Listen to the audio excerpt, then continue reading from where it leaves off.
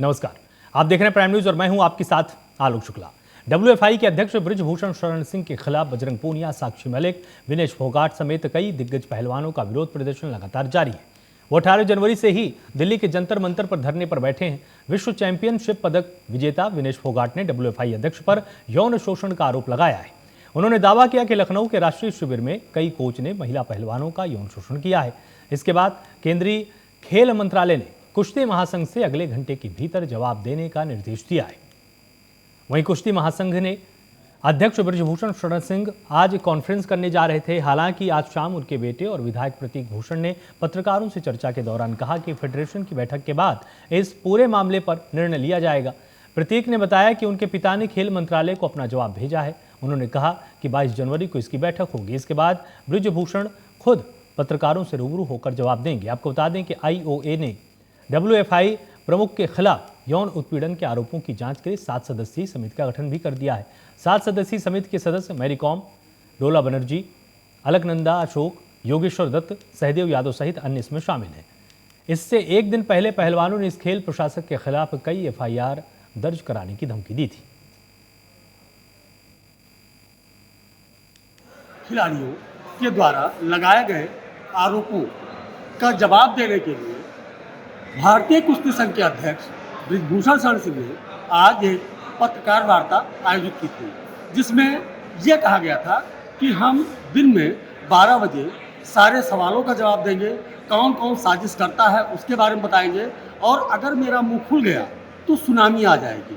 ऐसी बातें करके साथ ही साथ उन्होंने ये भी बताया कि मेरे साथ लगभग 300 पहलवान हरियाणा के हैं, वो भी आप लोगों से वार्ता करेंगे।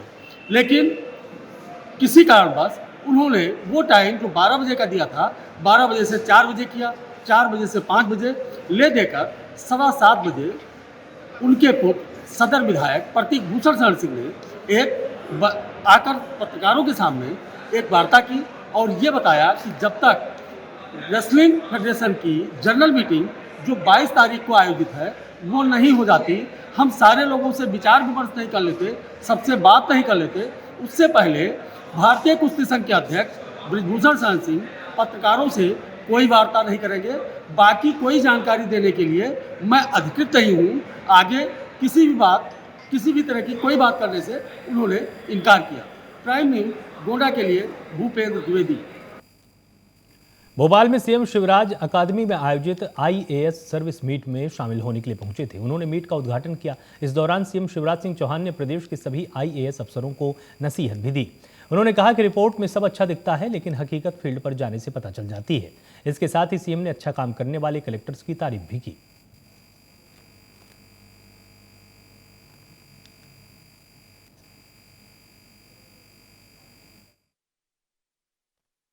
हम आसपास के देशों में भी देखते हैं तो स्थिति अभी भी वहां सामान्य नहीं, लेकिन ये भारत के प्रयत्न है, हमारा वैक्सीनेशन और बाकी सारे प्रयास जो माननीय प्रधानमंत्री जी के नेतृत्व में हुए हैं, उसके कारण हम ये कह सकते हैं हमने बहुत हद तक कोविड पर विजय प्राप्त कर ली है।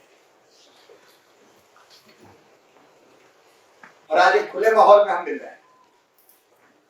सबसे पहले तो मैं अपनी टीम को इस बात के लिए बधाई भी दूंगा और धन्यवाद भी दूंगा कि टीम मध्य प्रदेश ने कोविड का मुकाबला जैसे किया वो अद्भुत और अभूतपूर्व है। वो दिन याद है, सुलेमान यहाँ बैठे हैं, शायद मैंने 550 से ज्यादा मीटिंग कोविड के लिए करी। शरीर स्वस्थ रहना चाहिए, परिवार का वातावरण अच्छा रहना चाहिए, और इसमें मैं भी कोशिश करता हूं और मैं आपको सलाह दे रहा हूं, ऑन रिकॉर्ड सलाह दे रहा हूं, बच्चों का ध्यान रखो, उनकी शिक्षा, उनकी दीक्षा, और उससे बड़ा है प्यार और संस्कार। ये सर्विस में भूल जाते हैं। और परिवार में पार्टनर का था, उनको रखना ही चाहिए। सीएम शिवराज सिंह चौहान प्रशासनिक अकादमी के आयोजित आईएएस सर्विस मीट 2023 में शामिल होने पहुंचे। इस दौरान उन्होंने मीडिया से बातचीत करते हुए कमलनाथ पर पलटवार किया और कहा कि वो कुछ भी कहते रहते हैं, वो अपनी ऊर्जा इस पर नहीं लगाते कि कोई क्या कहता है, उन्हें बस कहना है, मुझे करना है। हम रूटीन के काम के अलावा चाहे वो खेलकूद की गतिविधियां हो या बाकी गतिविधियां हो, उनको करें और वो फिर से एक बार काम करने की एनर्जी पैदा करती है। और इसलिए 2 साल आईएएस मीट नहीं हुई, इस बार हो रही है। लेकिन केवल मीट नहीं है, वैचारिक विषयों पर भी वो मंथन करने वाले हैं। और ये टीम मध्य प्रदेश है जो मिलकर काम करती है। मध्य प्रदेश ने कई उपलब्धियां हासिल की हैं और आज मध्य प्रदेश कांग्रेस के बीमारू राज्य के ज़माने से अब विकासशील और विकसित के रास्ते पे अब आगे बढ़ गया है। आज इस वातावरण में सारे आईएएस मित्रों के साथ मिलके मैंने खुल के चर्चा की है, मन की बात भी की है और अच्छा वातावरण है, आनंद है। भोपाल में 19 नगरीय निकायों में मतदान हुआ है। मतदान सुबह 7 से शाम 5 बजे तक हुआ है। चुनाव के मैदान में कुल 1144 प्रत्याशियों ने अपने भाग्य को आजमाया है। मतगणना और निर्वाचन परिणामों की घोषणा 23 जनवरी को सुबह 9 बजे से की जाएगी। प्रिय मतदाता बहनों और भाइयों, 19 नगरीय निकायों में 20 जनवरी को मतदान है। लोकतंत्र में वोट डालना, मतदान करना हमारा पवित्र कर्तव्य है। कृपया करके सभी काम छोड़कर 20 जनवरी को पहले मतदान कीजिए ताकि लोकतंत्र विजयी हो सके। बहुत बहुत धन्यवाद। ग्वालियर शहर के झांसी रोड थाना क्षेत्र में 5 जनवरी को 2 युवकों की बेरहमी से लाठी डंडों से पिटाई का मामला सामने आया था। मारपीट करने वाले 4 युवकों को पुलिस ने पकड़ लिया है, जबकि इस मामले में 3 अन्य लोगों की मिलीभगत उजागर हुई है। पुलिस उन्हें भी गिरफ्तार करने की कोशिश कर रही है। इन बदमाशों के खिलाफ हत्या की कोशिश का मामला पूर्व में ही दर्ज किया जा चुका है। वो एक झांसी रोड थाना अंतर्गत 3 दिन पूर्व एक वीडियो वायरल हुआ था जिसमें कि एक युवक 2 युवकों को कुछ लोग पीटते नजर आ रहे हैं और एक अन्य युवक की भी पिटाई हुई थी जो कि अस्पताल में भर्ती है। इसमें 307 भारतीय दंड विधान के तहत प्रकरण पंजीबद्ध किया गया था और कुल 4 आरोपियों को कल इसमें गिरफ्तार कर लिया गया है। 1 या 2 लोग और शेष हैं जो हमको वीडियो में देख के चिन्हित हो रहे हैं, उनको भी हम शीघ्र पकड़ लेंगे। विदिशा जिले की तहसील सिरोंज में चोरों ने एक घर से लाखों रुपए की नकदी पर हाथ साफ कर दिया है। घटना की सूचना पुलिस को दी गई। मौके पर पहुंची पुलिस ने घटनास्थल का जायजा लिया। घर में 1.5 लाख रुपए नकद रखे थे और कुछ गहने भी थे। वहीं पीड़ित की शिकायत के आधार पर पुलिस ने मामले की जांच शुरू कर दी है। जी, ये मेघराज शर्मा जी हैं, वार्ड नंबर 2 धर्मशाला मार्ग हाजीपुर के। इन्होंने आवेदन दिया है कि इनके घर में आज सुबह 5 बजे करीब छोटा भाई चंद्रहास जब घर से नीचे आया तो उनके माता पिता के कमरे का ताला टूटा मिला। इन्होंने अंदर जाके देखा तो अलमारी खुली पड़ी थी और सामान फैला पड़ा था। कितनी चोरी हुई? तो ये लगभग 1.5 लाख रुपए की बता रहे हैं और इन्होंने आवेदन दिया है जिसकी जांच के ऊपर। पिताजी घर में थे? पिताजी वो माता पिता बाहर गए थे, दोनों भाई ऊपर रहते हैं। माता पिता फिर फ़ोन लगाया, तब देखा तो लगभग 1.5 लाख की नकदी गए हुए हैं। अपराध कायम करके विवेचना में लिया गया है और शीघ्र ही हम माल मूल्य की पतारसी कर लेंगे। ग्वालियर में सब इंस्पेक्टर की बेटी से एक युवक ने विदेशी बनकर सोशल मीडिया पर दोस्ती की और बाद में हजारों डॉलर का तोहफा भेजने के नाम पर लाखों रुपए ठग लिए। इसकी शिकायत युवती ने राज्य साइबर पुलिस से की है। वहीं युवती की शिकायत के आधार पर पुलिस ने मामले को लेकर जांच शुरू कर दी है।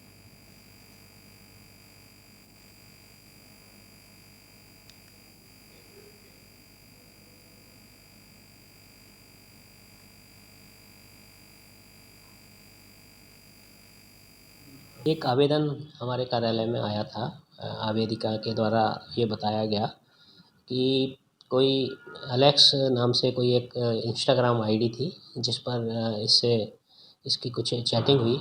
उसने मैसेज भेजा कि मैं आपको $70,000 गिफ्ट। उसने मैसेज किया कि व्हाट्सएप पे बात करनी है। व्हाट्सएप पे जब मैसेज किया तो बताया कि मैं आपको $70,000 गिफ्ट के रूप में भेज रहा हूँ। और इसके बाद कुछ समय बाद आपके पास एक कस्टम ऑफिसर का फ़ोन आएगा, तो आप उसको अटेंड कर लेना और उस गिफ्ट को आप ले लीजिएगा। तो इसके बाद थोड़ी देर बाद एक अन्य नंबर से इसके पास एक महिला कस्टम ऑफिसर के नाम से एक कॉल आता है और जिसके द्वारा ये बताया गया कि आपका गिफ्ट आया हुआ है $70,000 का और इसके लिए आपको चार्जेस देने होंगे ₹70,000। तो आप इस अकाउंट में एक जो बताया था अकाउंट उसके अनुसार कस्टम चार्ज के लिए ₹70,000 इसने डिपॉजिट कर दिए, अपने अकाउंट से ट्रांसफ़र कर दिए। उसके कुछ देर बाद फिर से फ़ोन आता है कि ये मनी लॉन्ड्रिंग की शिफ्ट बनानी होगी, तो इसके लिए आपको ₹2,95,000 जमा करने होंगे। तो थोड़ा सा नानुकुर करने के बाद इसने अपने अकाउंट से वो रुपये भी बताए हुए अकाउंट में ट्रांसफ़र कर दिए। इस प्रकार से कुल ₹8,15,000 इसने एक ही दिन में जो नकली कस्टम ऑफिसर बन के जो कॉल कर रही थी उसके बताए हुए 2 विभिन्न अकाउंट्स में डिपॉजिट किए हैं। तो फिर उसने एक आवेदन दिया था जिसकी हम लोग जांच कर रहे हैं और जांच करके इसमें विधि सम्मत कार्रवाई करने की कोशिश। बिजुली थाना क्षेत्र में चोर पुलिस के लिए चुनौती बनकर रह गए हैं। एक दिन पूर्व ही बिजुली थाना क्षेत्र में बढ़ते अपराध पर पुलिस अधीक्षक ने रात्रि में औचक निरीक्षण किया और सुरक्षा के लिए आवश्यक निर्देश थाना प्रभारी को दिए। बीते एक सप्ताह में थाना क्षेत्र में 5 चोरी की वारदातें घटित हो चुकी हैं। वहीं गुरुवार की मध्यरात्रि बिजुली थाना क्षेत्र के ही ग्राम बेलगांव में चोरों ने 4 घरों का ताला तोड़ते हुए चोरी का प्रयास किया था। वहीं लोगों की शिकायत के आधार पर पुलिस ने मामले को लेकर जांच शुरू कर दी है।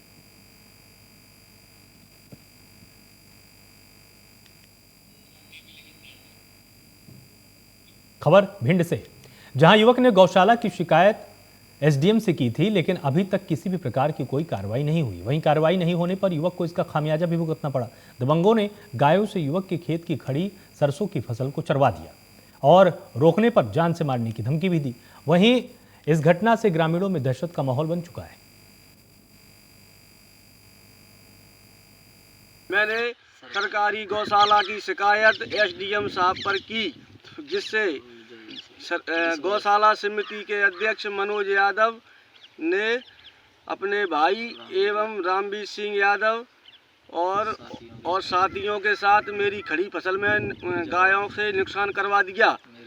मेरे रोकने से गाली गलौज करने लगे और अवैध हथियारों से फायर भी किए। मनोज के बेटे धीरज यादव सोशल मीडिया पर फोटो और वीडियो भी डालते हैं और गांव में अवैध हथियार लेके घूमते हैं, लोगों में दहशत फैलाते हैं। लोग भयभीत हैं, अपनी फसल को देखने नहीं जा पा रहे हैं, खेतों को नहीं देख रहे हैं, फसल को काफ़ी नुकसान पहुंच रहा है और इस घटना के और जान से मारने की धमकी भी देते हैं। और इस घटना के गवाह हैं प्रदीप सिंह गुर्जर और धर्मवीर सिंह यादव। मैं प्रदीप सिंह गुर्जर इस घटना का गवाह हूँ। यह घटना मेरे सामने हुई है। ग्वालियर जिले के मोहना विकास खंड के जंगल में प्रशासन ने संयुक्त छापामार कार्रवाई की। मौके पर जमीन के भीतर गड़े देसी मदिरा के कई ड्रम भी बरामद किए गए हैं। वहीं 2 अलग-अलग ठिकानों पर बड़ी भट्टियां भी जब्त की गई हैं। वहीं इनमें गुड़ का लाहन पकाया जाता था। मौके से पुलिस को तकरीबन 40 लाख रुपए कीमत का माल मशरूका भी बरामद हुआ है, जिसे आबकारी विभाग ने जब्त किया है।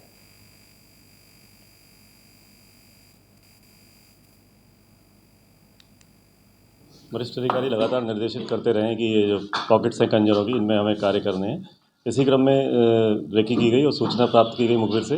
तो मोहना के जो बेल्ट है उसमें जाकर आज आबकारी बल और प्रशासन पुलिस के एक अभियान में हम लोगों ने दबिश की, जिसके अंतर्गत लगभग 45 लाख रुपए का महुआ गुड़ लाहन और शराब जब्त की गई है और 2 साइट्स पे ये केस दर्ज किए गए इनके ऊपर।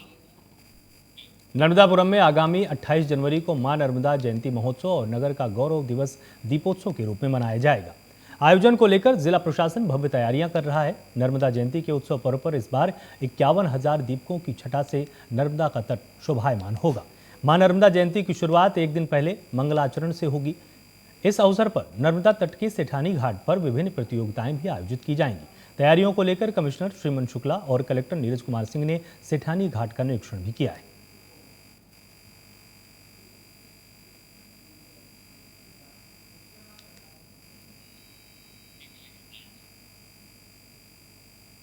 सिवनी जिले के बंडोल थाना प्रभारी की सजगता से दो प्रेमी जोड़ों की आपसी सहमति से बंडोल थाना परिसर के शिव मंदिर में शादी करा दी गई। थाना प्रभारी ने जानकारी देते हुए बताया कि युवक और युवती 3 वर्षों से प्रेम प्रसंग में थे और लड़का लड़की बालिग थे। वहीं लड़की घर से निकलकर लड़के के साथ भाग रही थी और लड़की पक्ष इस शादी के लिए राजी नहीं था। लड़की पक्ष ने थाने में आकर लड़की के भागने की शिकायत दर्ज कराई। इसके बाद पुलिस ने दोनों को समझा बुझाकर सहमति से शादी करा दी। मेरा नाम रत्ना सतनामी है और मैं कुलदीप नाम के लड़के से प्यार करती थी 3 साल से, लेकिन मेरे घर वाले शादी के लिए तैयार नहीं थे, इसलिए हमने बंडोल थाना में आकर पुलिस वालों ने हमारी शादी करा दी। मेरे लड़के की शादी के लिए मैं भी नहीं बोल रही थी, लड़की वाले भी नहीं बोल रहे थे। लड़का लड़की की मनपसंद से दोनों ने आप थाना में आके बंडोल थाना में आके शादी कर ली और दोनों की रजामंदी से शादी हो चुकी है। पुलिस वाले ने शादी करवा दी। 12 बजे ग्राम राहीवाड़ा से लड़की रत्ना के पिता और उनके रिश्तेदार आए और बताए कि साहब मेरी लड़की जो है कुलदीप सतनामी हरी के साथ में जा रही है। सूचना पर तत्काल बस स्टैंड में गए तो दोनों लड़का लड़की बस स्टैंड में मिले। थाना बुलाया गया। जो दोनों बालिग थे और रजा खुशी से शादी करना चाह रहे थे, परंतु उनके परिवार वाले आपसी में सगे रिश्तेदार होने के कारण मान नहीं रहे थे। फिर उन्हें समझाइश दी गई। समझाने के बाद वो लोग राजी खुशी से तैयार हो गए और सर्वसम्मति से दोनों बच्चों की यहाँ थाने में वरमाला कराया गया और सकुशल उनके परिवार के साथ उसको घर रवाना किया गया। नौरोजाबाद हजरत मियाँ सरकार का 14वां सालाना उर्स मुबारक के अवसर पर आज कुल की फातिया, शमा महफिल सहित अन्य धार्मिक कार्यक्रम दरबारे नियाजिया मियाँ सरकार के दरगाह में हुए। शमा महफिल और अन्य धार्मिक कार्यक्रम आज आयोजित हुए। उमरिया जिले के नौरोजाबाद रेलवे स्टेशन के समीप नियाजी नगर दरवाजे नियाजिया में मियाँ सरकार का 14वां सालाना उर्स मुबारक 18 जनवरी से शुरू हो गया था। उर्स मुबारक के दूसरे दिन कुल की फातिया और अन्य धार्मिक कार्यक्रम दरबार नियाजिया में आयोजित किए गए।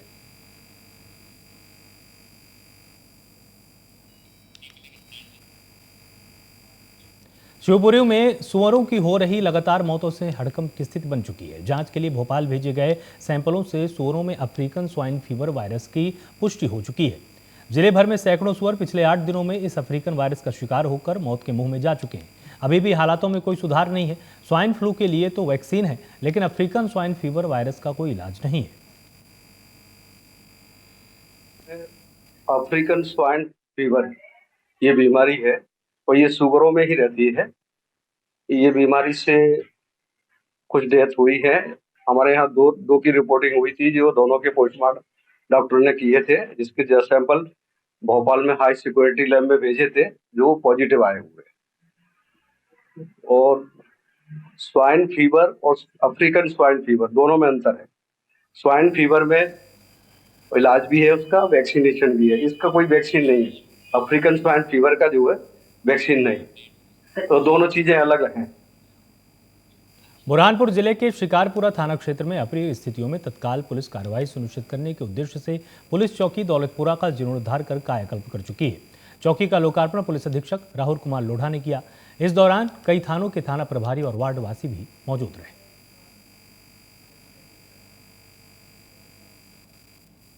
एक महत्वपूर्ण चौकी का लोकार्पण किया गया है। इसके अंदर इसको जो है वो एक अंदर बैठने के लिए, ताकि यहाँ पर आने वाले जो फरियादी है उनके लिए एक प्रॉपर व्यवस्था हो और साथ साथ में इस पूरे एरिया के अंदर शांति व्यवस्था फैले, इस हिसाब से इस चौकी का उन्नयन किया गया। डिंडौरी के नर्मदा तट के शंकर घाट में ग्रामीण अपना श्रमदान देने के लिए पहुंचे। नर्मदा में मिल रहे गंदे नालों की गंदगी को रोकने के लिए समिति के सदस्यों ने बड़े बड़े पत्थरों को इकट्ठा करके नालों के ऊपर गटिंग किया है, जिससे नर्मदा में होने वाली गंदगी को रोका जा सकेगा। ग्रामीण इलाकों के नर्मदा भक्तों ने जन सहयोग करके मां नर्मदा में मिल रही गंदगी रोकने की पहल की है। इसका सार्थक परिणाम देखने को मिला है। आप सभी सज्जनों को नर्मदे हाट। हम लोग ग्राम पंचायत कलगी टोला से आए हैं और हम जब भी पूजा पाठ और कुछ भी मतलब जैसे आते हैं डिंडौरी जिला में, तो हम देखते हैं कि डिंडौरी जिला से जो नाला जो नर्मदे जी में मिल रहे हैं, इसमें गंदा पानी हम देख रहे हैं कि गंदा पानी मिल रहा है नर्मदे जी।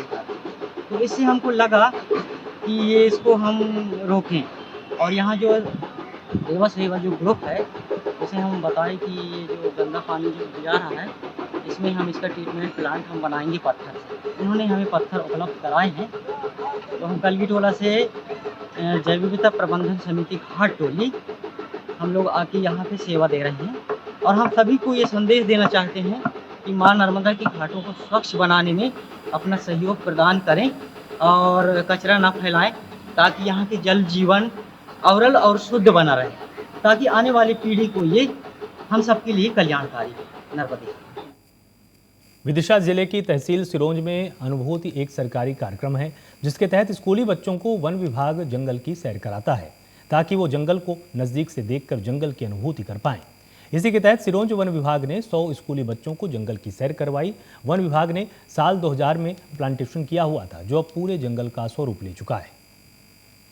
स्कूली जो विद्यार्थी हैं उनको जंगल में ले जाकर वनों में ले जाकर उसकी अनुभूति कराई जाए जिससे कि वो आत्मिक रूप से निजी रूप से जंगल से जुड़ सकें और बच्चे जो हैं भविष्य के नागरिक हैं तो वन सुरक्षा एवं वन संवर्धन में सहयोग कर सकें। कि जिन पेड़ पौधों के बारे में हम सिर्फ पढ़ते हैं उन्हें हमने पास से देखा, उनके बारे में जाना कि वास्तव में वो कैसे हैं, उनकी रक्षा हमें कैसी करनी चाहिए और बहुत से प्राणियों के बारे में भी हमें पता चला यहाँ आकर कि पेड़ हमने वास्तव में देखे नहीं थे उनके बारे में हमें जानकारी मिली। बेमेतरा के सुंदरनगर में स्थित हॉस्पिटल का एसडीएम ने औचक निरीक्षण किया है। निरीक्षण के दौरान हॉस्पिटल में काफ़ी अनियमितताएं देखने को मिली है। इसको लेकर एसडीएम ने अस्पताल प्रबंधक को फटकार भी लगाई और अस्पताल प्रबंधक को व्यवस्थाओं को ठीक करने का निर्देश दिया। बता दें कि बीते दिनों इसी हॉस्पिटल में एक 5 लाख रुपए के इनामी नक्सली को रायपुर की पुलिस टीम ने गिरफ्तार कर हॉस्पिटल को सील किया था, लेकिन चौथे दिन अस्पताल का सील किस अधिकारी ने खोल दिया इसका खुलासा नहीं हो पाया।